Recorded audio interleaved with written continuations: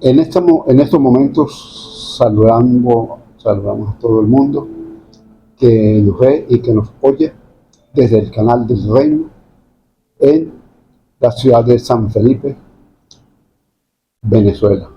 Hoy queremos compartir como una continuación del tema anterior sobre el reino de los cielos. Ahorita vamos a ver cómo más funcional el reino de los cielos para nuestra vida, para la vida de todos ustedes que me están oyendo en esta mañana. Y ya hemos hecho una oración para que esta palabra pueda llegar a sus corazones, a su vida, y puedan sentirse sanos, libres en esta semana, como producto de oír la palabra de Dios. La palabra, en las Escrituras tenemos que la palabra de Dios es el alimento básico, lo importante para la vida del ser humano. Después vienen las otras comidas. Yo quiero comenzar leyendo un poquito un salmo muy bello que tiene que ver precisamente con el reino de los cielos, con el reino de Dios. El Señor es el Rey. Cuando hablamos del Señor, estamos hablando del Señor Jesucristo. El Adón, como también se usa en hebreo, el Adón, Él es el Rey. Él tiene su trono sobre los querubines. Todas las naciones tiemblan y aún se llenan de terror cuando oyen la voz del Rey. El Señor es grande en el monte de Sión. El Señor está por encima de todos los pueblos. Sea alabado su nombre, grande y terrible. Dios es santo. Tú eres un Rey poderoso, que amas la justicia. Tú mismo estableciste la igualdad. Has tratado a los hijos de Jacob con justicia y con rectitud. Alaben al Señor nuestro Dios y arrodillémonos delante de sus pies. Dios es santo. En esta día estamos volviendo a tocar algunas cosas que no vimos la semana pasada, aunque el propósito de hoy es que sea un poco más funcional de lo que estamos diciendo. Cómo lo puedes poner en práctica, cómo te lo puedes llevar, no solamente un concepto, sino cómo ponerlo en práctica para que esto marche dentro de la vida. En el Evangelio según San Marcos tenemos otras referencias. Hay muchas, pero por ejemplo escogidas hoy. En el Evangelio según San Marcos, capítulo 4, versículo 10 dice: cuando estuvo solo, hablando del Señor Jesucristo que estaba con las multitudes, los que estaban cerca de él le preguntaron acerca de la parábola. Parábola es una figura, un conjunto de figuras literarias que el Señor usaba mucho. El Señor se dice que el gran expositor de las parábolas el Señor Jesucristo. No es una cosa, hoy no hay tiempo para definir eso, pero no es lo mismo una parábola que una fábula. Entonces, él dice cuando estuvo solo, las gentes que estaban oyéndole a la orilla del mar de Galilea se acercaron más, porque la gente se había ido, a preguntarle acerca de la parábola. ¿Por qué? Él habló del sembrador que salió a sembrar, que parte de la semilla cayó en buena tierra y dio fruto, otra semilla cayó junto al camino y los transeúntes, los animales la dañaron, otra semilla cayó en el monte, los animales se la comieron, y otra cayó entre espinos y se marchitó. Eso se habla de las diferentes rutas que toma la palabra de Dios cuando se expone, cuando llega al corazón de una persona, los distintos caminos. Entonces, nuestra oración es que esta palabra que hoy está llegando con sencillez, con humildad, llegue a sus corazones y esa palabra, al llegar a tu corazón, se convierta en la mejor semilla, porque va a producir vida y vida en abundancia.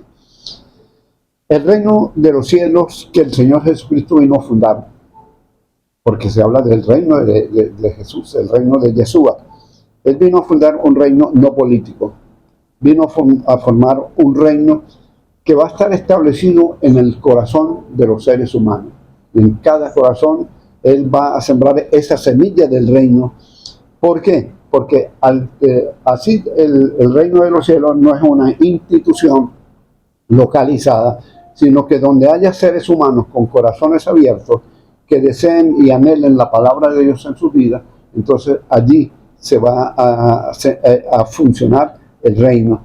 Y él escogió personas de distintos caracteres como una tierra abonada y buena para que pueda llegar esa palabra y producir fruto. Cuando se produce fruto, estamos hablando que lo que tú siembras, eso vas a recoger. Entonces, si nuestra semilla, que en este caso es la palabra de Dios, que son los distintos conceptos de las Escrituras, cuando llegan a un corazón como el tuyo, que está dispuesto, está con sus oídos abiertos, entonces el Señor comienza a trabajar ahora a que esa semilla que ha llegado quizás no un poco amontonada se vaya dispersando, de tal manera que tu corazón se convierta en un gran huerto o en un gran semillero también puede ser. Algunas condiciones que tenemos en las Escrituras son muchas, pero vamos a mencionar algunas. ¿Cómo poder accesar al reino de los cielos? ¿Cómo podemos acercarnos a él? Hay varias condiciones. Una vez llegó un hombre muy famoso llamado el doctor Nicodemo. Él era un fariseo, de los que eran, él no, pero muchos eran enemigos del Maestro, del Señor Jesucristo. Pero él vino de noche, de todas maneras, para cuidar su pellejo, vino de noche para hablar con él. Y en el diálogo, él comenzó a decirle: Señor, sabemos que has venido de parte de Dios, que has venido de otro lugar, porque lo que tú nos enseñas, porque lo que tú dices, lo que creo que más bien dijo, lo que yo te he oído, es totalmente diferente. Se ve que tiene un fundamento distinto. Entonces, así que te felicito porque además del verbo, de la palabra, también están las señales y los prodigios que has hecho. El Señor Jesucristo, entonces, como todo un caballero, él no le dice: Nicodemo, gracias, y lo aplaude, sino le dice: Nicodemo, tú tienes un problema y yo quiero que tú lo soluciones ahora. Tú necesitas nacer de nuevo. Para poder entender lo que yo hago, para entender lo que yo estoy haciendo, las siembras que estoy haciendo en los corazones de la gente, tú tienes que nacer de nuevo. Nicodemo queda todo un teólogo, un científico de la teología, queda loco y dice: pero ¿cómo puede un hombre nacer siendo viejo? ¿Puede acaso volver al vientre de la madre y nacer? El Señor Jesucristo le dijo: lo que yo te digo ahora, tú no lo entiendes, lo entenderás después, pero no lo vas a entender, pero algún momento lo vas a entender. Entonces, ahí vamos a decir que terminó el diálogo, pero quedó un texto bíblico. Eso está en Juan capítulo 3, versículo 16, un texto que alguien lo llamó que es el versículo más grande de todos los versículos de la Biblia, que está en el libro más grande que está en la Sagrada Escritura, que es en el libro de Mateo. Él le dice que precisamente lo que él necesita es oír lo que le va a decir, porque de tal manera amó Dios al mundo, que dio a su Hijo unigénito, para que todo aquel que en él cree no se pierda, mas tenga vida eterna. Entonces, uno de los pasos para accesar al reino de Dios es el nacer de nuevo. Porque el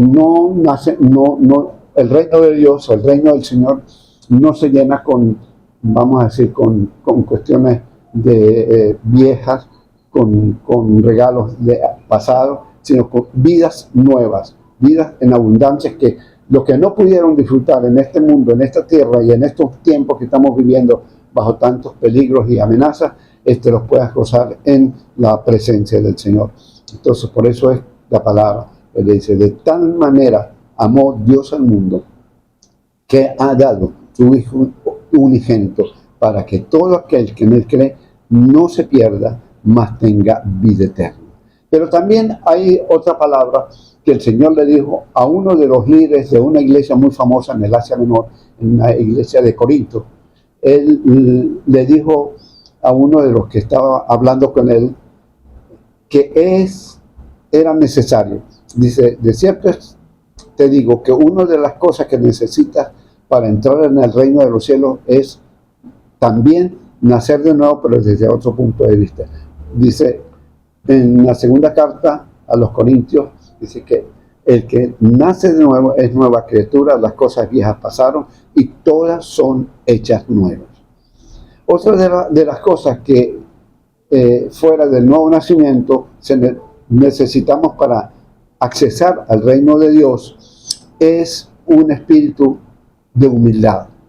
En Mateo 5:3, en el Santo Evangelio según San Mateo, dice que los humildes heredarán la tierra. La humildad no solamente a veces se tiene por humilde una persona que es caída a la mata, una persona que no entiende. La humildad que es de vestirse de ese orgullo, de esa prepotencia, porque la única manera que como se llega al reino, el Señor le dijo, bienaventurados los pobres en espíritu, porque de los tales es el reino de los cielos. Bienaventurados los pobres en espíritu, porque de ellos es el reino de los cielos. Y otra parábola también que el Señor habló, muy larga, se llama la parábola de las 10 vírgenes. En esa parábola, el Señor, al final de la parábola, las 10 vírgenes fueron damas que llevaban aceite para una cena interesante, llevaban aceite y todo eso, pero llegaron otros a última hora y el Señor le dijeron, Señor, ábrenos, porque queremos estar contigo. ¿Y quiénes son ustedes?